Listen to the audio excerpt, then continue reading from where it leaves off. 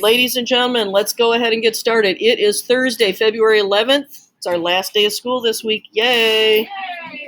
All right, so guys, hold that till the end. What I want to tell you about today is we're going to talk about the relationship between multiplication and addition. This is going to be one of your first introductions to some of the things that are going to change now that we're moving into algebra. Okay? So let's take a look here at the beginning. It says write two different expressions. When it says write an expression, it does not mean give me an answer, right? It's like writing a math sentence. Depicted by the tape diagram. So we're going to look at this tape diagram first. One expression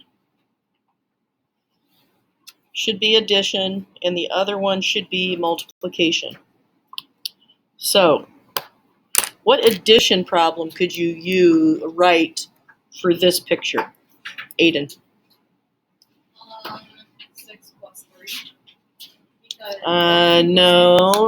Well, yes, but I mean, you're just making it complicated. It's pretty straightforward. What's the really straightforward answer? That says that's an answer. Remember, I said an expression is a math sentence, not an answer. So it would be 6 plus 3 because there's 2 3s, which makes 6, and then another 3. Okay, why did you group some together and not the others? I guess that's what I don't understand. Because when I look at this, this is what I see. Well, then you said that was too complicated. You don't need to combine stuff. You're just going to go 3, 3, and 3. You said that it was too complicated. Okay, I must not explain myself very well. So sorry about that. You ready? So we got 3 plus 3 plus 3. Yes. What multiplication problem could that be? And here's where the change is going to come. Camden, what multiplication problem? 3 times 3. Here's how we write it in algebra. Well, let me write it the regular way first. Usually when you say 3 times 3, this is what you think of. Right? Okay, when we get into algebra, we're going to end up solving things that look like this.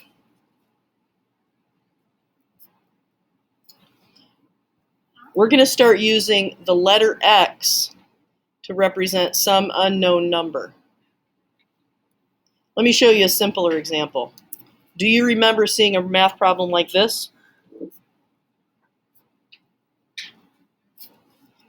What grade were you in? Third, fourth, Second, third.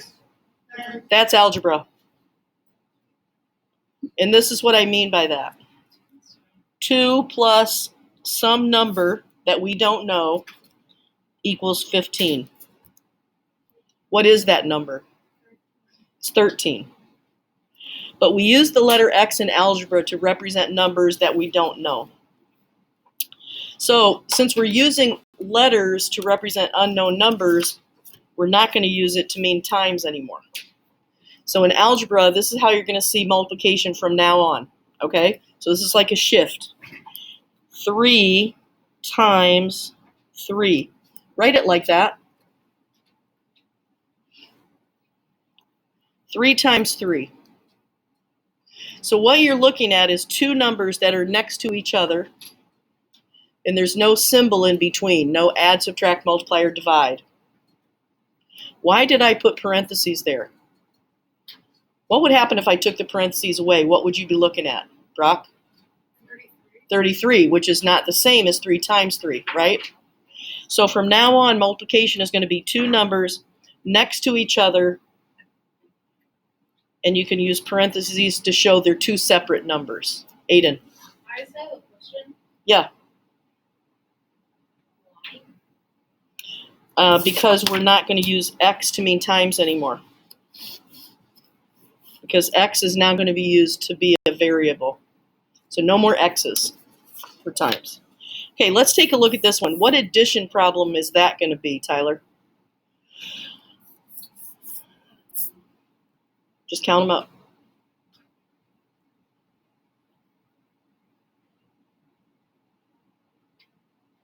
How many boxes here? 8 plus 8. Go ahead, grab a pencil if you need one. Oh, you got one. So here's my addition problem. What multiplication problem is that? I have 8. How many times, Olivia? So I have 8 2 times. 8 times 2. All right, Blake, this one's yours. What addition problem?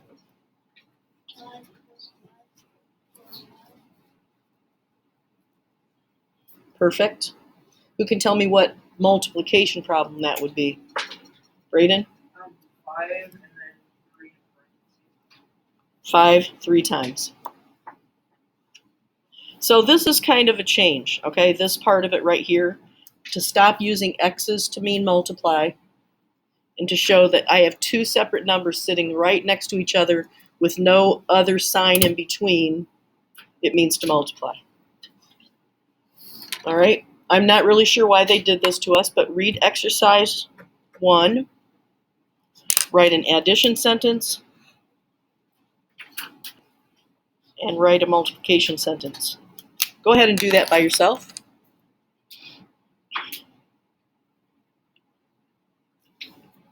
I'm sure they have some logical reason for why they did that. I don't know what it is.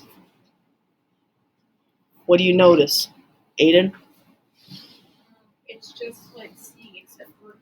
Yep, it's exactly the same numbers, except they stacked the tape diagram. So it's 5 plus 5 plus 5, or 5 times 3. Liam? I'm a little bit confused how to write the addition sentence. 5 plus 5 plus 5.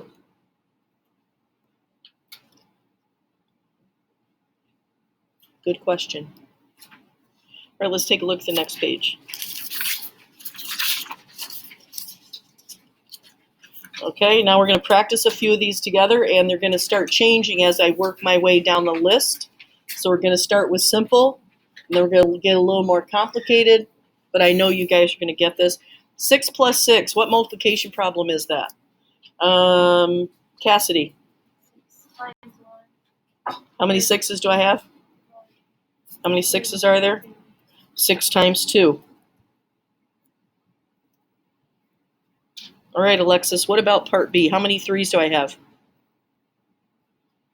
6. How many? 6. Yep. I have 3 6 times.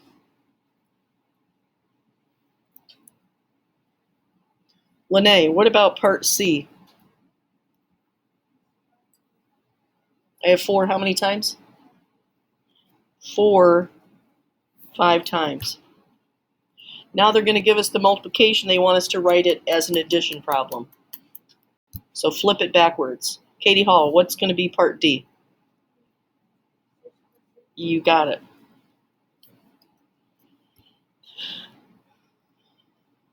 Camden, what about E? I'm going to have 4 6 times, right?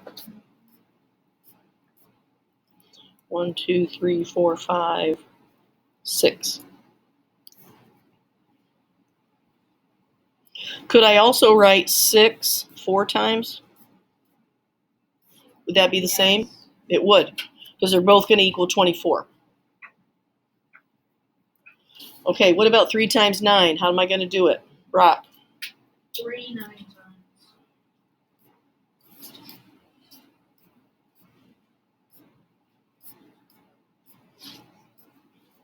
Is there an easier way to do that one? Yes. I could do 9 3 times. Much shorter, right? Do they both give me the same answer? So if they're going to give me the same answer, I'm going to pick the easy one. Here and here. Okay, here's where we flip over to algebra. This one's going to blow your mind. Think about what it says. How many H's do I have? Alexis. 5. Okay, watch the way we write it. So it's going to be 5 times H, right? Look at how you write it, though. It's not going to be 5 times H like you think. It's going to be 5 H. 5 and an H next to each other with no sign in between. Why did I not have to do parentheses this time? Felicity? Because it has a letter. If it was 5 times 2, I would say you have to have parentheses because it would look like 52. But 5 and H don't look anything alike, so we don't have to worry about that. We know those are two separate things. I have 6 times Y. What addition problem would that be? Brock? Y and Y 6 times. Yep.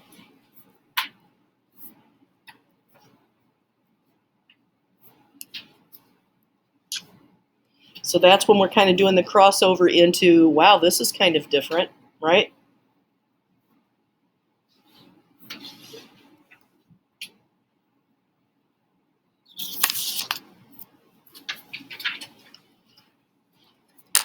Last page, I think, right?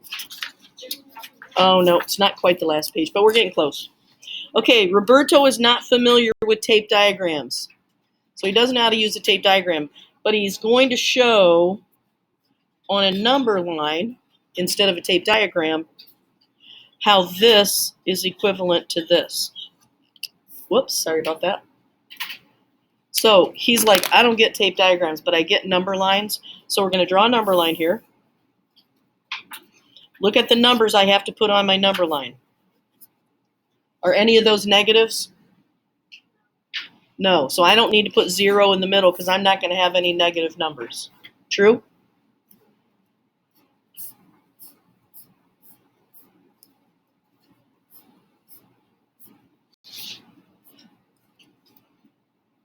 I know 3 times 2 is 6, so I know I have to go at least up to 6.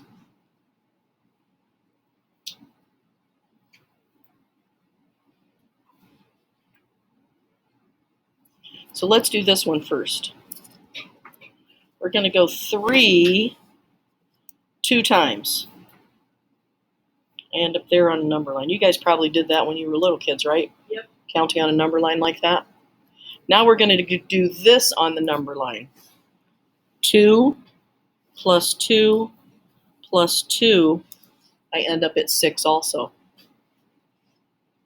So I can show that 3 times 2 and 2 plus 2 plus 2 are the same on a number line.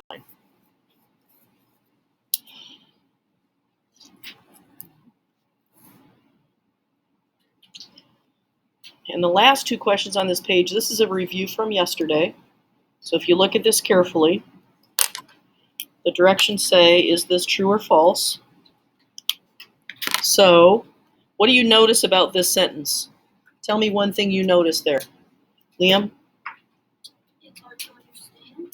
Okay. You remember what we did yesterday? Does that help a little bit? Anybody remember that? Aiden, what do you remember? I remember that if you add a number to a different number and then take out the number that you added to the first number, you just get that first number. Right. So if I say 4 plus 2, and then I subtract 2, remember, plus 2 and minus 2 cancel each other out, right? Mm-hmm. And the answer is going to be 4. That's kind of what we did yesterday. Look at this one. Do you see anything in there that we could cancel out? Olivia? The what? Yep. Plus 6G and minus 6G. I'm going to add and then subtract the exact same number. So I'm going to give you 2, and then I'm going to take back 2. That cancels each other out. And what's left? Well, on this side, it's X. And on this side, it's X. Does X equal X? Yes, true. And there's a reason why we're practicing this, and I'll show it to you probably next week one day. Okay? All right, what about this one? Where do my parentheses go on this one, Brock? Next week, Tuesday. Yep, next week. And then the 4E. Yeah, one is a minus 4E and one is a plus 4E. They're going to cancel each other out. So I have 2f left here. I have 2f left here. Are those the same? If this is still a little bit confusing, we're going to talk more about this, so don't worry about it.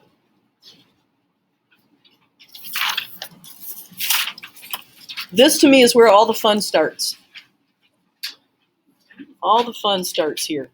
It says, write an equivalent expression between addition and multiplication. So these are all addition. We're going to change them all to multiplication. How many 6s do I have? Blake, how many 6s are in there? 4. I have 6 4 times. 6 times 4, right? Plus, what else? 4 times 3. I have 4 3 times. This is crazy. 6 times 4. I have 6 4 times, and I have 4 3 times. Make sense? Okay, here's where the algebra begins. Ready? So I have some D's and some W's. How many D's do I have? Anna Cook. 3. So remember how to write it in algebra? 3D. 3 times D. Plus, what's going to come next? What do you think, Felicity?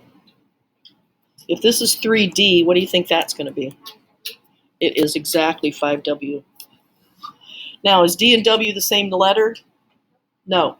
So if I have dogs and I have wagons, I have 3 dogs and 5 wagons. Can I add those together? Because they're not the same thing.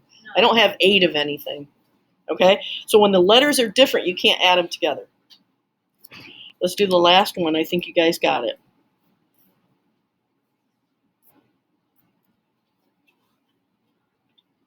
Raise your hand when you have an answer, or thumbs up when you have an answer.